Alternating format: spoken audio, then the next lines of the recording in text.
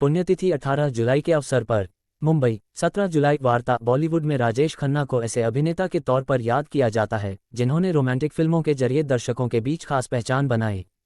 पंजाब के अमृतसर में 29 दिसंबर 1942 को जन्मे जतिन खन्ना उर्फ राजेश खन्ना का बचपन के दिनों से ही रुझान फिल्मों की ओर था और वह अभिनेता बनना चाहते थे, हालांकि उनके पिता इस बात के सख्त खिलाफ थे।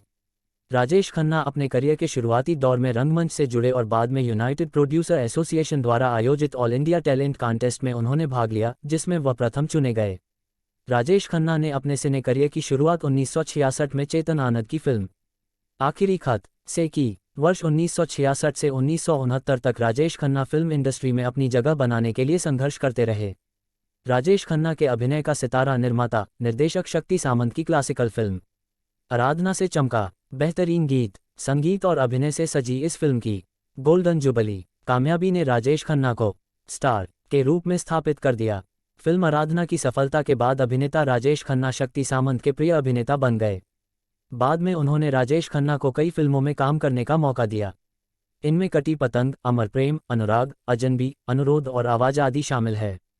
फिल्म आराधना की सफलता के बाद राजेश खन्ना की छवि रोमांटिक हीरो के रूप में बन गई। इस फिल्म के बाद निर्माता निर्देशकों ने अधिकतर फिल्मों में उनकी रूमानी छवि को भुनाया। निर्माताओं ने उन्हें एक कहानी के नायक के तौर पर पेश किया, जो प्रेम प्रसंग पर आधारित फिल्में होती थी।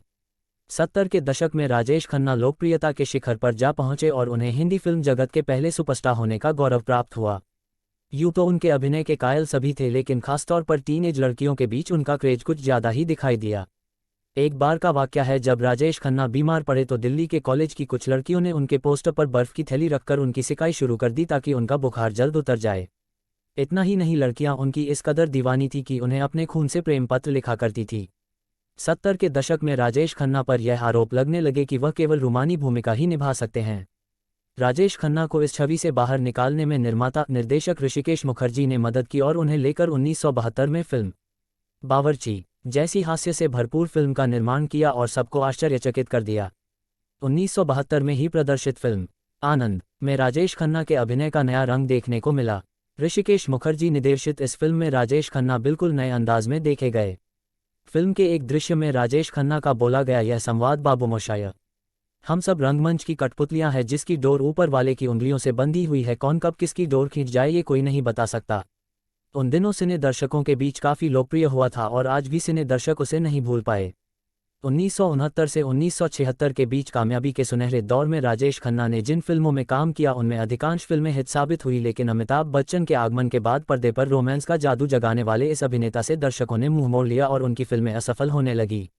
अभिनय में आई एकरूपता से बचने और स्वन्य को चरित्र अभिनेता के रूप में भी स्थापित करने के लिए और दर्शकों का प्यार फिर से पाने के लिए राजेश खन्ना ने 80 के दशक से खुद को विभिन्न भूमिकाओं में पेश किया। इसमें 1980 में प्रदर्शित फिल्म रेड रोज खास तौर पर उल्लेखनीय है। फिल्म में राजेश खन्ना ने नेगेटिव किरदार निभाकर दर्शकों को रोमांचित कर दिया। 1985 में प्रदर्शित फिल्म अलग अलग के जरिए राजेश खन्ना ने फिल्म निर्माण के क्षेत्र में भी कदम रख दिया। राजेश खन्ना के सिने करियर में उनकी जोड़ी अभिनेत्री मुमताज और शर्मिला टैगोर के साथ काफ़ी पसंद की गई। राजेश खन्ना को 3 बार फिल्म फेयर पुरस्कार से सम्मानित किया गया। फिल्मों में अनेक भूमिकाएं निभाने के बाद राजेश खन्ना समाज सेवा के लिए राजनीति में भी कदम रखा और वर्ष 1991 में कांग्रेस के टिकट पर नई दिल्ली की लोकसभा सीट से चुने गए। राजेश खन्ना अपने 4 दशक लंबे सिने करियर में लगभग 125 फिल्मों में काम किया। अपने रोमांस के जादू से दर्शकों को मंत्रमुग्ध करने वाले king of romance Rajesh Khanna 18 जुलाई 2012 को इस दुनिया को अलविदा कह गए।